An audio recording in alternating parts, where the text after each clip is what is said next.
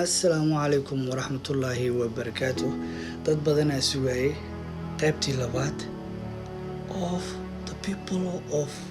Saturday. asxaabu sabti maxaa iska galay asxaabu sabti iyo xalay sheekadiisa qofka xigmad leh baa fahmaa meesha aan socdo. asxaabu sabti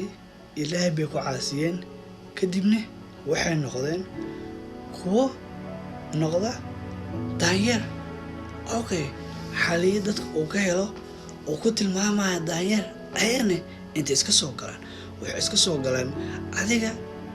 naagtaada saaxiib haddii aad u sabri weysid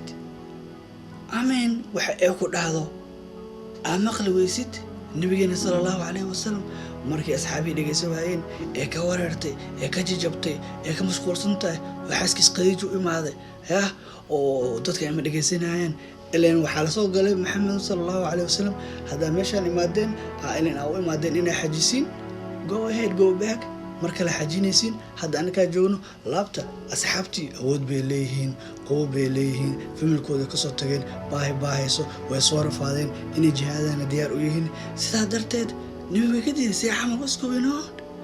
aan waa imaanay dadkan dhilka la galeys waa maxay nimaga waxa la yiri kuwa anaga ka haysano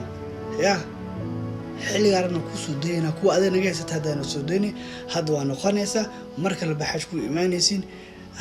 way wareereen markaasoo qadiijo u sheegay dhibka markaas wuxuu yiri ayaga ileen markaa weydiidin Soomaa aad iska bilaw borto maxaa iska xir iska soo laabo maxaa la istaji ayaga ku dayso doono annabi maxamed sallallahu alayhi wasallam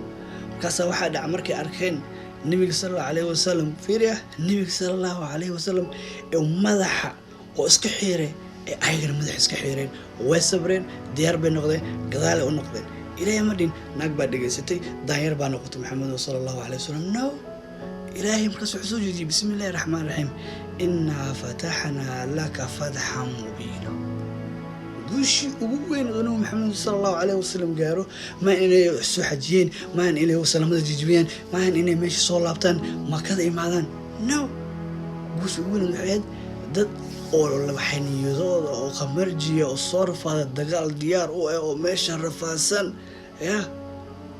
oo dhageysan weysan markuu asiga iska bilaabo madaxa iska xiro ku daysaday raali ka noqday gadaal u laabtay leeyaghfir laka allah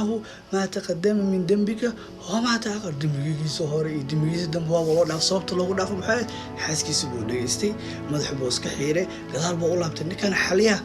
wuxuu ni sheegay waa maxay la soo